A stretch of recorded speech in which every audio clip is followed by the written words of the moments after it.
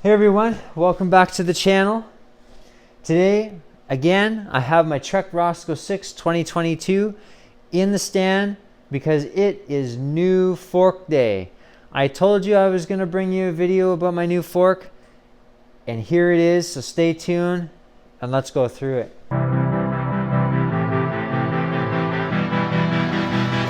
Fun.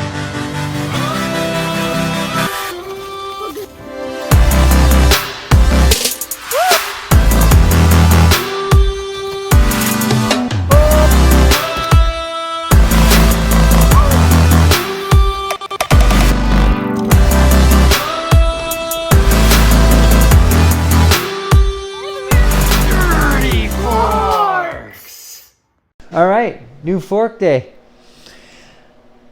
The fork is installed already, so we're not going to go through that whole process. You've seen me rebuild forks before. You've seen me put on forks. We're not going to go through that process. So the fork is on the bike. The fork, I got a smoking deal on this fork. I did a video not too long ago about the Trek Roscoe 6 versus 7 dilemma that I put myself in. And I decided to keep my 6. If you haven't watched that video, go back and watch it. If you are in the market for a Trek Roscoe, I highly recommend you watch that video.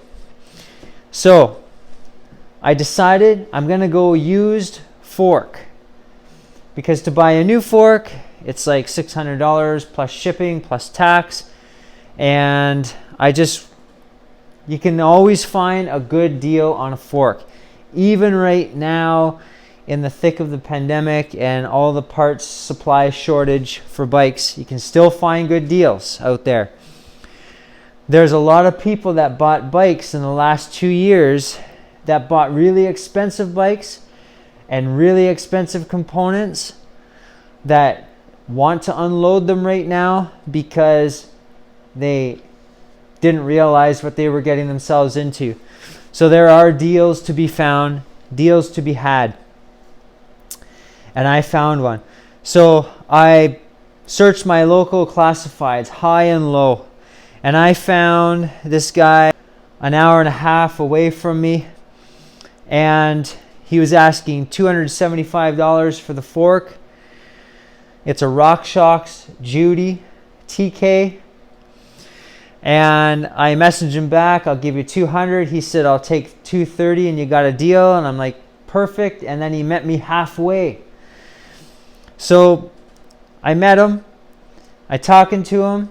He said he got the fork completely rebuilt, all new seals, all new oil, everything, even the new kit put in. He said it didn't need all that, but he just bought the kit and they put it in for him. And then they took a spacer out, so it's actually 120 mil travel, so bonus. And I said, you know what? You need to unload this fork, and I need a fork, so I'll give you 150 cash right now. And he said, deal.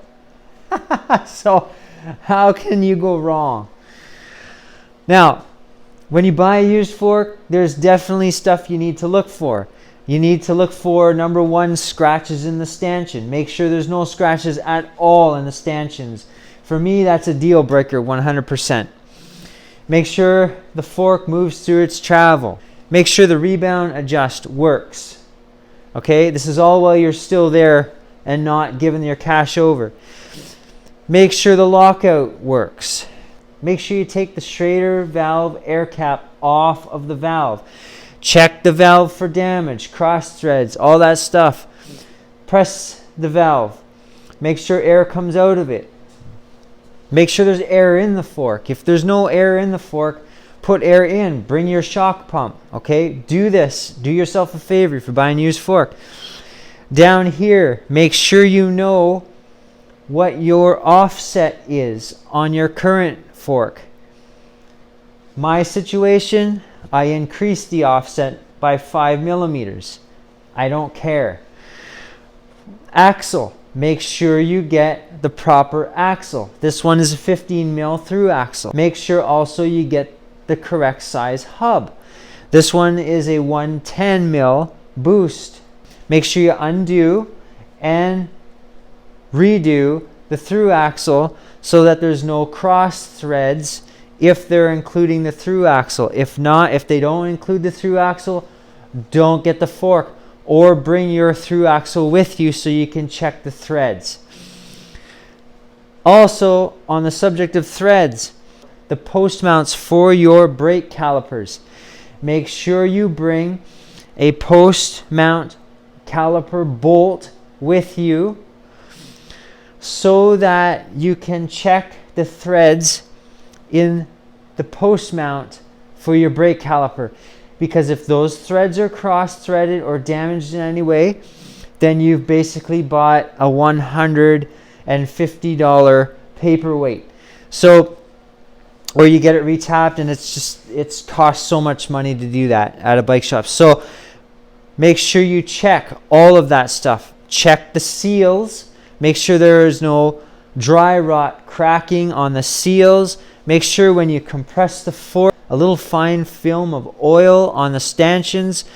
Check everything through and through. Make sure that on the stickers in the back of the forks, which most forks have these stickers, that it's the actual model that they stated on the ad, and that it's the actual travel that they stated on the ad, and that what wheel size the fork accommodates. Number one most important thing you do before you even reply to an ad, make sure your steer tube height, so the measurement of the steer tube from the crown race to the top of the steer tube, will fit in your bike. So me specifically, this steer tube was a 1/4 inch shorter than what I had originally on the bike, which just means I needed to take one spacer off of the head stack, and that to me is no problem. I am used to running a shorter stack, so that is no issue. I'm just going to show you now a close-up on the new fork and a close-up on what I took off of, which is actually hanging up on the wall right there. We'll go from there. So here's the fork I took off. This was the stock fork. It is a Suntour XCM 32 mil stanchion, 110 boost space with a 15 mil axle, through axle, and yeah, 120 mil travel. So fork weighs 6 pounds, and it was already getting some stiction. So these forks can be rebuilt, yeah, I had really good experience with RockShox before, and since I'm keeping the bike, I want a good solid fork. So here's the Judy, the new to me fork. So as you can see, it's in pretty good shape. Actually, it's in really good shape. I already got my fender on there. There's just a few cosmetic stuff going on with the stickers, but those are just stickers and not the actual lowers.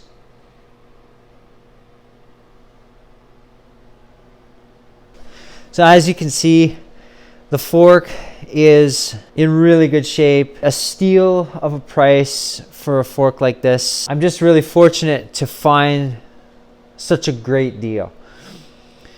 Now, in saying that, I also bought the fork with no crown race.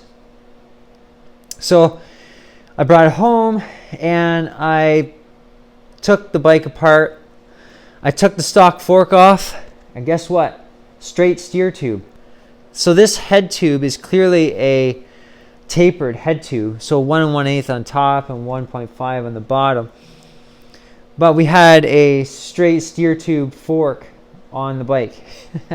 So what they did was they had a crown race adapter to adapt the straight steer to a tapered head tube.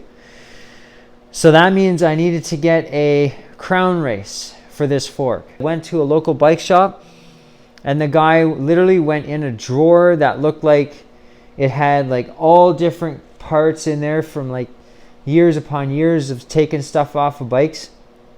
And he pulled this headset out, a complete headset, and The sticker price on the headset was 15 bucks because it was a takeoff from a previous bike from who knows when. And it was the perfect size. So how does that even happen? So I lucked out big time on that. But I also knew when I bought the fork that it didn't have a crown race, but I didn't know that there was a straight steer tube in the Roscoe 6. So just watch that. Just be careful. I would suggest pulling your parts off your bike and checking to make sure you know what you have before you get in too deep. So by the luck of the draw, I got that.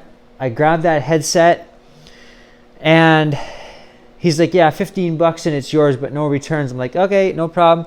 So I come home, I pound out the bottom headset cup. I put in the new one. I put in the new one. I put the new bearing in. I put the new crown race on the fork. It works like a charm. Like look at this. Look at that. Isn't that awesome? I love it. I love it. It all worked. So for $165 all in, because if you watch the channel, I do all my own work on bikes, and I just love working on bikes. For a brand new RockShox Judy, this is the 2020 model, by the way. Yeah. And look at that. Like, unbelievable. So I'm really happy with this. $150 upgrade. And I might even, when it gets warmer out, I might even put the top headset cup in and just finish off, so I just have like the full headset in there. But it doesn't matter really. And I decided I'm not going to go through with the rear wheel upgrade. There's no point. I love the fork, the look of it. Of course, I haven't ridden it yet. I'm literally making this video on the craziest snowstorm day of the year. We got 50 centimeters last night of snow in like 12 hours. Like, that's unheard of for the Niagara region, at least in this part of the Niagara region. Unheard of. Down in Buffalo, yeah, they get lambasted with snow. But anyway, I can't wait to ride this fork, and I just can't wait for riding season to start. I got a few months away from that, but especially if you see outside, man, I'm telling you, it's crazy. So thanks a lot for coming with me on this video. Thanks for watching, and like, subscribe, support the channel if you like the content. More videos always coming down the line, so stay tuned. Take care. Love what you ride.